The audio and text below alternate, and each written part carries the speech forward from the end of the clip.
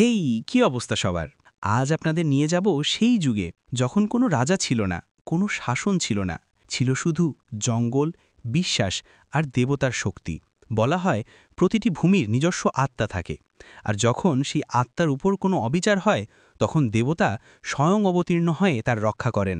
আজকের এই গল্প কেবল একজন যোদ্ধার নয়, বরং সেই দৈব শক্তির, যিনি মানুষ আর ঈশ্বরের মাঝে থাকা সীমারেখা মুছে দিয়েছিলেন। আপনাদের স্বাগত জানাই কান্তারা চ্যাপ্টার 1-এর রহস্যময় ও বিস্ময়কর কাহিনীতে। ফিল্মের শুরু হয় ঠিক সেখান থেকে, যেখানে কান্তারা মুভি শেষ হয়েছিল। প্রথমেই আমাদের সামনে আসে শিবার ছেলে। শিবার ছেলে দাঁড়িয়ে আছে সেই স্থানে যেখান থেকে শিবা পোলা উৎসবের দিনে হারিয়ে গিয়েছিল।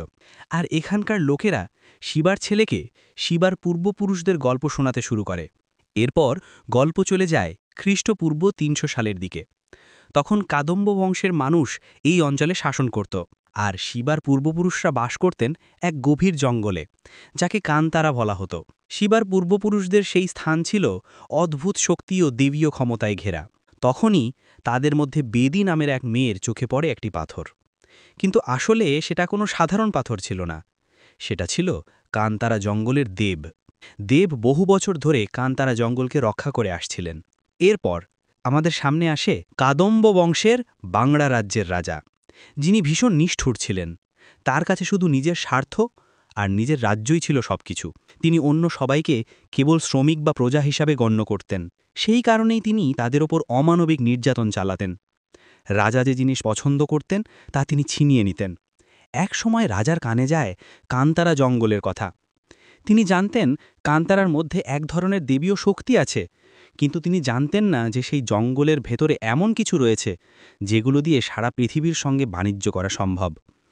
এই জন্য তিনি অনেক মানুষকে হত্যা করেন আর অনেককে ধরে নিয়ে গিয়ে বাংলা রাজ্যে কাজ করতে বাধ্য করেন। ঠিক তখনই তিনি দেখতে পান ভৈরব নামের এক মানুষকে, যে মাছ ধরছিল। ভৈরবও আসলে কান্তারার মানুষ।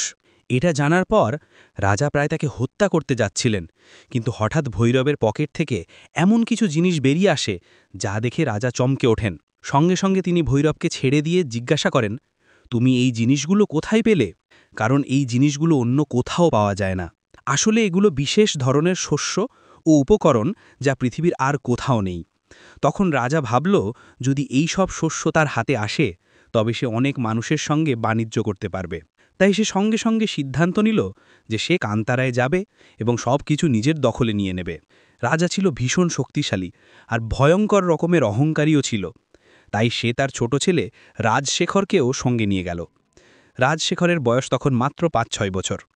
রাজার ধারণা ছিল সহজেই জঙ্গলে প্রবেশ করে সমস্ত জিনিস নিয়ে আসতে পারবে, কিন্তু এটাই ছিল তার সবচেয়ে বড় ভুল। কারণ যখন তারা সেই জায়গায় পৌঁছায়, হঠাৎ কিছু দেবীয় শক্তির উদ্ভব হয় এবং তারা রাজার সব সৈন্যকে হত্যা করে ফেলে। শেষে রাজাও নিহত হয়। শুধু একমাত্র রাজশেখরই বেঁচে যায় এবং সে নদীতে ভাসতে ভাসতে গিয়ে কার্পা সম্প্রদায়ের লোকেদের হাতে পৌঁছায়। এখানে আমি আপনাদেরকে কার্পা সম্প্রদায় সম্পর্কে কিছু বলি। যেমন কান্তারার হাতে আছে দেবীয় শক্তি, তেমনি কার্পা সম্প্রদায়ের হাতে আছে অনেক কালো শক্তি। তারা বহুবার কান্তারার দেবকে বশে আনার চেষ্টা করেছে, কিন্তু প্রতিবার ব্যর্থ হয়েছে। তারা জঙ্গলের গভীরে গোপন আস্তানায় থাকে এবং সেখানে থেকে কালো বিদ্যার চর্চা করে। এরপর আমরা দেখি কার্পা সম্প্রদায়ের লোকেরা রাজশেখরকে নিরাপদে বাংলা রাজ্যে ফিরিয়ে দেয়। যেহেতু কার্পা সম্প্রদায় রাজশেখরের সাহায্য করেছিল, তাই রাজশেখর তাদের প্রতি বিশেষ শ্রদ্ধা পোষণ করত। পরে সে তার পিতার মতোই রাজত্ব শুরু করে। বেশ কয়েক বছর পর রাজশেখরের একটি ছেলে ও একটি মেয়ে হয়। ছেলে ছিল একদম সুস্থ, কিন্তু মেয়েটির অবস্থা ছিল ভীষণ খারাপ।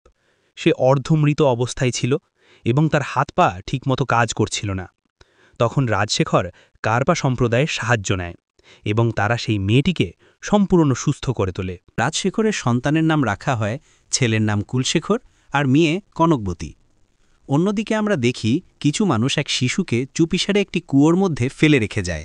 এই শিশু কার তা জানা যায়নি, কিন্তু আশ্চর্যের ব্যাপার হলো একটি সিংহ সেই শিশুর চারপাশে ঘুরছিল। কান্তারার মানুষ সেই শিশুকে গ্রহণ করে এবং তার নাম দেয় ভৈরব। এভাবেই বহু বছর কেটে যায়। এরপর গল্প আমাদের নিয়ে যায় রাজশেখরের ছেলে কুলশেখরের দিকে।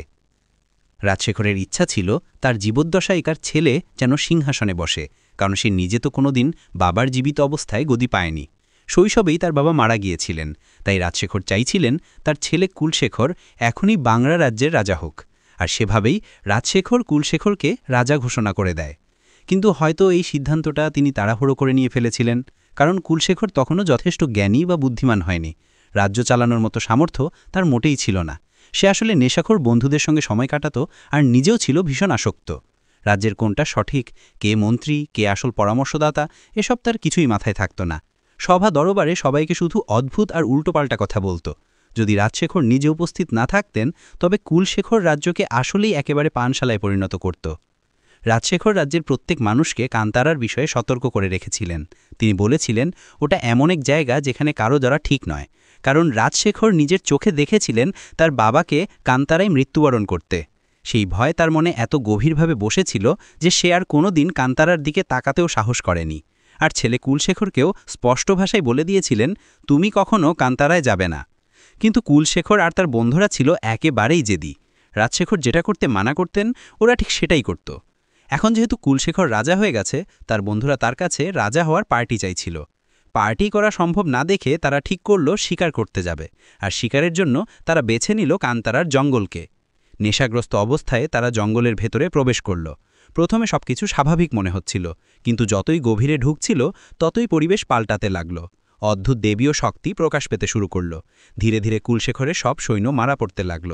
সুযোগ বুঝে কুলশেখর আর তার বন্ধুরা পালিয়ে গেল।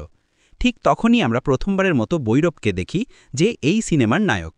এরপর জানা যায় কুলশেখরের সেনাদের একজন ধরা পড়েছে, যার নাম চিন্নে। সোজা কথা হলো যে এই কান্তারার দিকে খারাপ দৃষ্টি দেবে, কান্তারার মানুষ তাকে ভীষণ নিষ্ঠুরভাবে শাস্তি দেবে। তখন কান্তারার প্রধান সবার সামনে ঘোষণা করলেন, যদি এভাবে লোকজন আমাদের কান্তারায় প্রবেশ করতে থাকে, তবে একদিন না একদিন আমাদের ওপরও ভয়ঙ্কর বিপদ নেমে আসবে। তাই তিনি কান্তারার সীমান্তে পাহারা বসানোর নির্দেশ দিলেন, কারণ যে কোনো মুহূর্তে যে কোনো কিছু ঘটতে পারে। কিন্তু বৈরব এই সিদ্ধান্তের সঙ্গে পুরোপুরি একমত ছিল না, যদিও সে সরাসরি মুখের ওপর কিছু বলেনি। বরং বৈরব তার বন্ধুদের বলল, যদি ওরা কান্তারায় ঢুকতে পারে তবে আমরা কেন পারব না, একবার দেখে তো আসতে হবে আসলে ওখানে কি আছে। তখন তারা চিন্নের সঙ্গে কথা বলে বলল, যদি তুমি আমাদের নিরাপদে সেখানে নিয়ে যেতে পারো তবে আমরা তোমাকে ছেড়ে দেব। এরপর সবাই চিন্নের সাহায্যে বাংলা রাজ্যে পৌঁছে গেল। সেখানে বিশাল একটি ফটক ছিল, আর সেটা পার হতে হলে বাংলা রাজ্যের কোনো সৈন্যর দরকার পড়ত। কিন্তু যেহেতু চিন্নে তাদের সঙ্গে ছিল, তাই ফটক পার হতে কোনো সমস্যা হলো না। বৈরবের সঙ্গে আরও 7-8 জন সঙ্গী ছিল। তারা যখন বাংলা রাজ্যে প্রবেশ করল, তখন সব কিছু দেখে বিস্মিত হয়ে গেল। বিশাল বিশাল প্রাসাদ, দালান, তাদের চোখ যেন বিশ্বাস করতে চাইছিল না। ঠিক তখনই বৈরব প্রথমবার কনকবতীকে দেখে। সেখানে মূর্তি খোদাই করার কাজ চলছিল। হঠাৎ অসংখ্য মৌমাছি উড়ে আসে, আর তখন বৈরব কনকবতী প্রাণ বাঁচায়। কনকবতী তখন বৈরবকে জিজ্ঞেস করে, তুমি কি সৈন্য? তখন বৈরব উত্তর দেয়, প্রাণ বাঁচানো কি শুধু সৈন্যদের দায়িত্ব? এরপর ভেতরে গিয়ে বৈরব আর তার সঙ্গীরা দেখল যে শস্যরা জিনিসপত্র এখানে বিক্রি হচ্ছে, সেগুলো আসলে কান্তারারই, আর এসব কেনার জন্য লোকজন বিপুল সম্পদ দিচ্ছে। এতে তারা বুঝল যে এসব জিনিস ভীষণ দামি। যেহেতু এগুলো কান্তারার জিনিস, তাই বৈরবের সঙ্গীরা সেগুলো নিজেদের কাছে রাখতে শুরু করল, আর এখানেই তাদের বিরুদ্ধে চুরির অভিযোগ উঠল। এমনকি রাজ্যের লোকজন টের পেল বৈরব আর তার সঙ্গীরা আসলে সৈন্য নয়, বরং তারা ছদ্মবেশে আসা অনুপ্রবেশকারী। তখন বাংলা রাজ্যের সৈন্যরা তাদের ধরতে উদ্যত হল, কিন্তু বৈরব আর তার সঙ্গীরা প্রবল লড়াই শুরু করে এবং বহু সৈন্যকে হত্যা করে। তবু শেষ পর্যন্ত সবাই ধরা পড়ে যায়। যখন এই খবরটা কুলশেখরের কানে পৌঁছালো, তখন সে তাদেরকে অন্ধকূপে বন্দি করে ভীষণভাবে টর্চার করতে থাকে। কিন্তু আশ্চর্যজনকভাবে বৈরব আর তার সঙ্গীদের ওপর কোনো প্রভাবই পড়ছিল না। উল্টো যারা মারছিল তারাই ক্লান্ত হয়ে যাচ্ছিল। তখন বৈরব বলে, আমরা আসলে কান্তারা থেকে এসেছি, কিন্তু কান্তারা সম্পর্কে কুলশেখর তেমন কিছু জানত না। সে শুধু গল্পগুজব শুনেছিল, আসলে কি আছে সেখানে সে কিছুই জানত না। তারপরে বৈরব কুলশেখরের সঙ্গে একেবারেই ভালোভাবে কথা বলল না। এতে কুলশেখর ভীষণ রেগে যায় এবং বৈরবকে মারার জন্য তেড়ে যায়। ঠিক তখনই রাজশেখর এসে তাকে থামায় আর বলে যে এরা কান্তারা থেকে এসেছে, সত্যি যদি তাই হয় তবে এদের হত্যা করা ঠিক হবে না। তখন রাজা নির্দেশ দেয়, এদের কয়েকদিন কারাগারে বন্দি করে রাখো এবং পরে আরবদের কাছে 100 স্বর্ণমুদ্রার বিনিময়ে বিক্রি করে দাও। এরপর রাজার প্রহরীর ছেলে পিপে কারাগারে যায় এবং ওদেরকে মারতে যাচ্ছিল, আর বলছিল, আজই তোদের শেষ দিন, এরপর থেকে তোরা আর কোনো সূর্য দেখতে পাবি না। এমনকি সে তার সৈন্যদেরও বলে দিয়েছিল, যাই হোক না কেন কেউ যেন কারাগারের ভেতরে না আসে। কিন্তু যখন পিপে জানতে পারে যে এরা আসলে কান্তারা থেকে এসেছে, তখন যত তাড়াহুড়ো করে সে ভেতরে ঢুকেছিল ঠিক তত দ্রুত সে বাইরে বেরিয়ে আসে। তারপর দেখা যায় পিপে নেশা করছিল। তখন তার সঙ্গে থাকা ব্যারামে তাকে কিছু নেশাজাতীয় পাতা দেয়। এই পাতাগুলো ছিল ভীষণ শক্তিশালী। এগুলো খাওয়ার পর পিপে আর তার সঙ্গীরা পুরোপুরি নেশায় বুঁদ হয়ে যায়। তারা ব্যারামেকে বলে, যদি এই পাতাগুলো পাওয়া যায় তবে এ দিয়ে অনেক বড় ব্যবসা করা সম্ভব। যে জায়গায় ব্যারামে দাঁড়িয়েছিল সেখান থেকে পুরো বাংলা বন্ধ স্পষ্ট দেখা যায়। তখন সে বুঝে যায় যা কিছু কান্তারায় আছে যদি সেটা বাংলার বন্দরে বিক্রি করা যায় তাহলে অল্প দিনেই তারা বড়লোক হয়ে যাবে এবং তারা যা চায় তাদের কাছে সব কিছু থাকবে। তখন ব্যারামে এবং তার সঙ্গীরা সঙ্গে সঙ্গেই কান্তারায় ফিরে যায় এবং নিজের লোকদের বলে, আমাদের কান্তারায় যে জিনিস আছে সেটার ব্যবসা হবে বাংলা রাজ্যে। এখন থেকে আমরা চাষাবাদ করব এবং সব শস্য বাংলা রাজ্যে বিক্রি করব, যাতে আমাদের কাছে প্রয়োজনীয় সব জিনিস থাকে। এরপর ব্যারামে এবং তার লোকেরা কৃষিকাজ শুরু করে এবং প্রচুর শস্য ফলায় আর সেগুলো বাংলা রাজ্যে নিয়ে যায়। সেখানে চিহ্নের সাহায্যে বাংলা বন্দরে সেসব শস্য বিক্রি করতে থাকে। যখন তারা দাম জানতে পারে তখন বিষ্ণু অবাক হয়, কারণ আগে তারা এসব শস্য আর সামগ্রীর প্রকৃত মূল্য জানত না। এখন দাম জানার পর তারা আরও বেশি শস্য বাংলা বন্দরে বিক্রি করতে শুরু করে। কিন্তু একদিন এই খবর কানকাবতী কানে যায়। তখন সঙ্গে সঙ্গে সে বাংলা বন্দরে পৌঁছে যায়। সবাই ভেবেছিল হয়তো কানকাবতী ব্যবসায় বাধা দেবে, কিন্তু আসলে উল্টো হলো। কানকাবতী বরং ব্যারামে এবং তার সঙ্গীদের সমর্থন দিল। শুধু তাই নয়, ব্যারামে এবং কানকাবতীর মধ্যে ভালো বন্ধুত্বও তৈরি হলো। কানকাবতী ব্যারামেকে ব্যবসার অনেক কিছু শিখিয়ে দেয়, ফলে ব্যারামে খুব দ্রুত ব্যবসা রপ্ত করে ফেলে। আর তাতে কানকাবতী ভীষণ খুশি হয় এবং কানকাবতী ও ব্যারামে একসাথে সময় কাটাতে থাকে। আস্তে আস্তে তারা একে অপরকে পছন্দও করতে শুরু করে। কিন্তু এখানে ব্যারামে কানকাবতীকে বলে, তুমি যদি আমার কাছে আসো তবে তোমাকেও আমার সঙ্গে যেতে হবে, আর সেটা আমি একদমই চাই না। তাই ব্যারামে কানকাবতীর থেকে দূরে সরে যায়। এরপর আমরা দেখি কান্তারার লোকেরা বাংলা বন্দরে ব্যবসা করছে। এই খবর কুলশেখর জানতে পারে। কুলশেখর সঙ্গে সঙ্গে তার সেনাপতিকে পাঠায় যেন সে কান্তারার লোকদের তাড়িয়ে দেয়। কিন্তু যখন কুলশেখরের সেনাপতি ব্যারামের লোকদের বাধা দিতে যায় তখন ব্যারামে তাকে এবং তার সাথে সৈন্যদের খুব খারাপভাবে মারধর করে। আর যখন সেনাপতি আর সৈন্যরা আধমরা অবস্থায় কুলশেখরের সামনে ফিরে আসে তখন কুলশেখর রাগে জ্বলতে থাকে, কারণ কান্তারার লোকেরা সত্যি তাদের চোখের জল নাকের জল এক করে দিচ্ছিল। এদিকে কানকাবতীও কুলশেখারকে সতর্ক করে বলে দিয়েছিল, কান্তারার লোকেদের সাথে ঝামেলা করার দরকার নেই, কারণ তুমি তাদের কিছুই করতে পারবে না।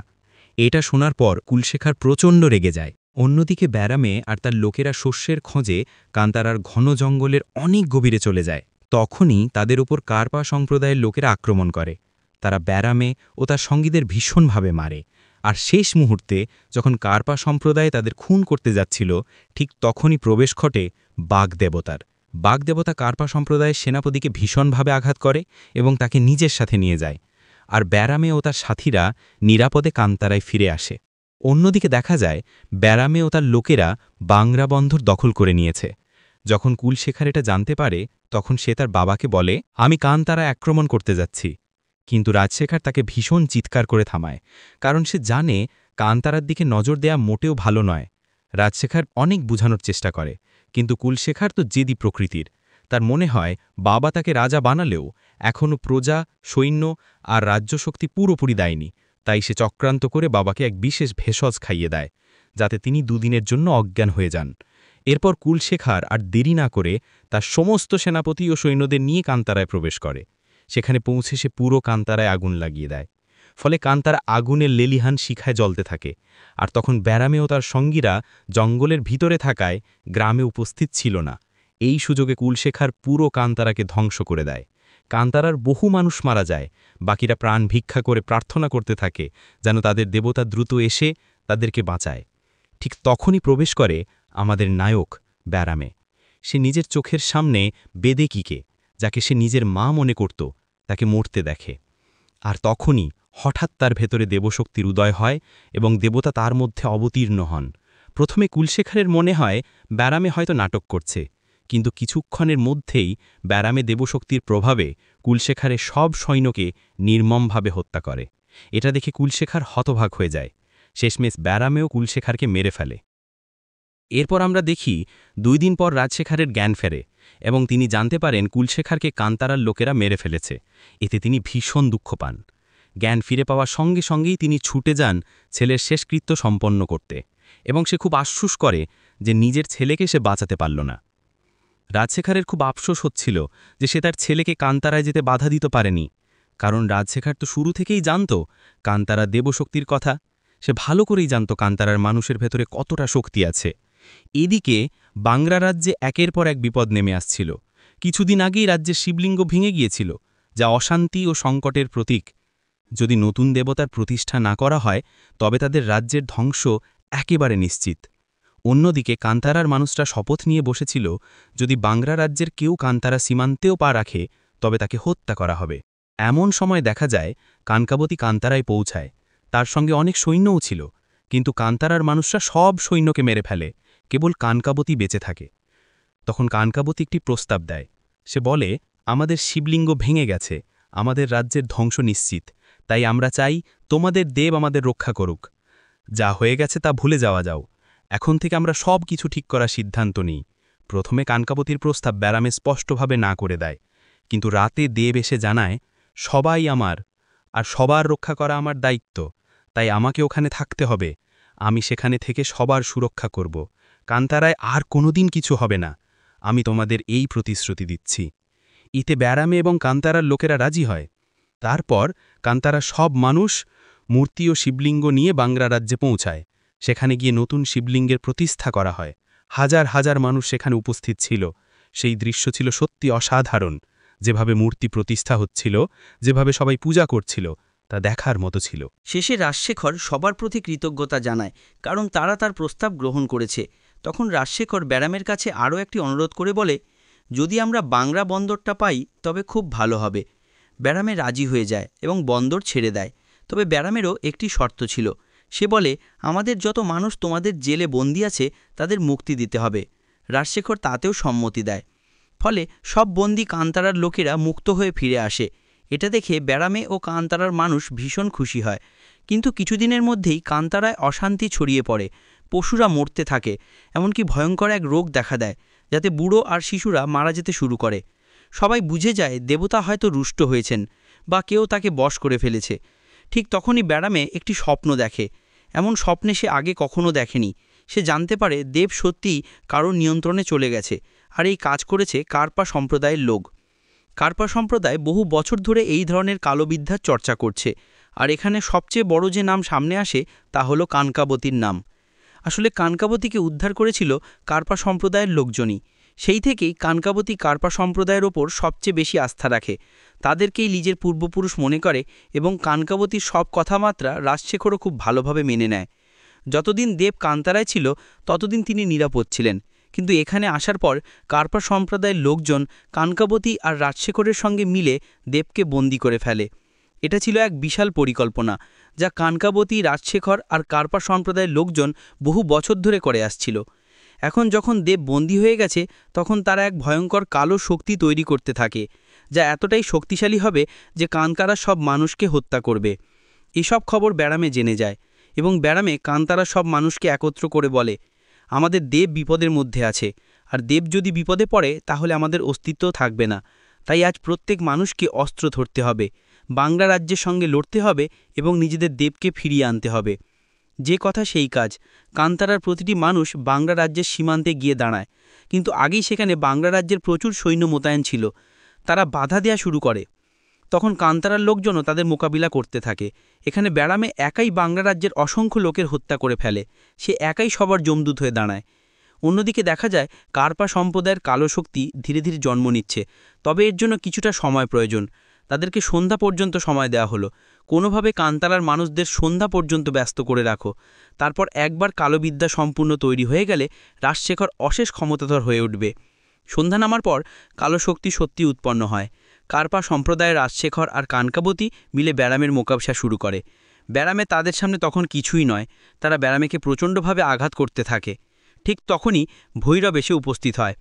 ভৈরব ব্যারামেকে বলে, হয়তো তুমি জানো না তুমি কে। তোমাকে সেই জায়গায় ফিরে যেতে হবে যেখানে তুমি আমাদের প্রথমবার দেখা দিয়েছিলে। তুমি কোথা থেকে এসেছো সেটা আমরা জানি না, কিন্তু এখন কি করতে হবে সেটা খুব ভালোভাবেই জানা আছে। এরপর ব্যারামে সেই কূপের ভেতরে যায়। সেখানে গিয়ে সে কিছু পথের সন্ধান পায় যা তাকে নিয়ে যায় সেই জায়গায় যেখানে শিবলিঙ্গ আর ত্রিশূল দুটোই রাখা ছিল, আর সেগুলো রক্ষা করতে সেখানে একজন দূত বসেছিল।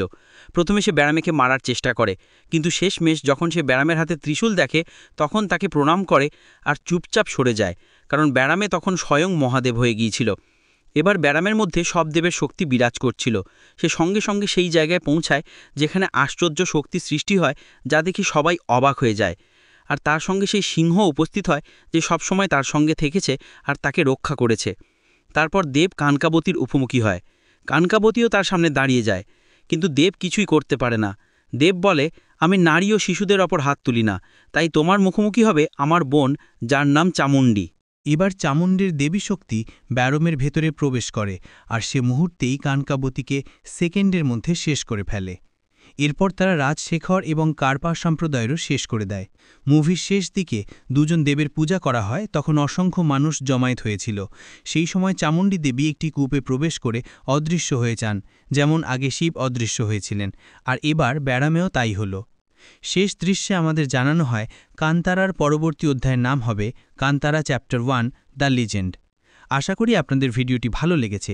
ভালো লেগে থাকলে অবশ্যই ভিডিওটিতে লাইক দিন এবং চ্যানেলটি সাবস্ক্রাইব করুন, যাতে আপনাদের কাছে এভাবেই নতুন ও ফ্রেশ কন্টেন্ট পৌঁছে যায়।